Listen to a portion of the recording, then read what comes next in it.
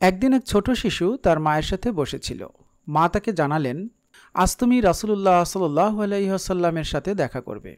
মনে রেখো বাবা, তিনি যদি তোমাকে কোনো প্রশ্ন করেন, অবশ্যই সত্য কথা বলবে, মিথ্যা কখনো বলবে না।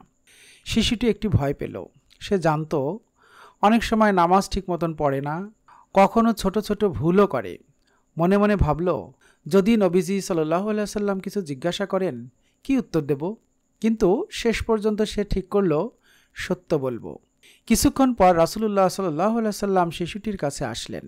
স্নেহভরে তার মাথায় হাত বুলিয়ে জিজ্ঞাসা করলেন, বাবা, তুমি কি নামাজ পড়ো? শিশুটি ভেবে নিল, এখন যদি বলি হ্যাঁ সবসময় পড়ি, তাহলে নবীজি খুশি হবেন।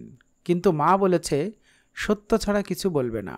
অবশেষে সে সাহস করে বলল, হে আল্লাহর রাসূল সাল্লাল্লাহু আলাইহি ওয়াসাল্লাম, আমি মাঝে মাঝে পড়ি, কিন্তু সবসময় পড়ি না। রাসূলুল্লাহ সাল্লাল্লাহু আলাইহি ওয়াসাল্লাম তার মুখের দিকে তাকালেন।